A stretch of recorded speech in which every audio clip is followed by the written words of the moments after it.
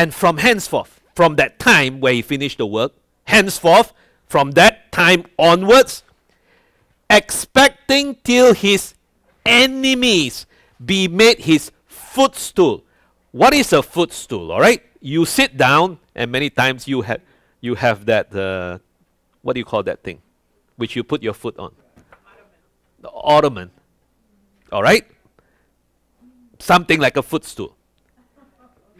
Think about it. Okay, Jesus sat down and put his feet on top of some things. What are those things which he put his feet upon? Remember, he is exalted. He is seated in heaven on the right hand side of the Father. All right? He is exalted. He is no longer that Jesus on earth. He is now in heaven. He finished the work here on earth. As we said last week, he was sent down for a purpose. All right? Before he was created in the body, God knew him. All right? We talked all about that last week. And he says, "Lo, I come. I come." And he was looking forward to coming before the world began. So now he has finished the work. He's in heaven. His feet are on some things. His enemies. And people say, well, what are his enemies? And some people say, oh, Satan. But wait a second. He already defeated Satan. But you see, Jesus had enemies. You may say, well, it's the Pharisees. Well, wait a second. No. He loved the Pharisees as well. But you see, there are enemies here on earth which destroy his children. The people whom he died for are still living in this earth. And they are subject to all of these things. So, there's sickness. When Jesus saw sickness, did he say, oh, well, you deserve it? No. He healed them. When Jesus saw people who couldn't see, when Jesus saw people who couldn't walk, when Jesus saw people who were mired in poverty, when Jesus saw people who were put down as unworthy, when Jesus saw all the inequality, all the injustice, everything here on earth which was wrong, Jesus was filled with compassion and what?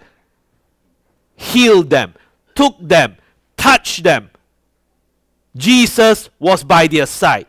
He ate with the sinners. He was with them.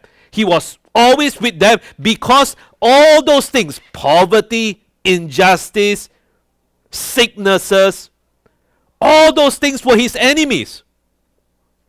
Those were enemies of Jesus. How can a good father look at his child and say, look, you are unable to walk? Wouldn't the father say, if I can do it, I'm going to heal you? And that's what Jesus did. And the Pharisee says, no, you cannot heal it because it's the Sabbath.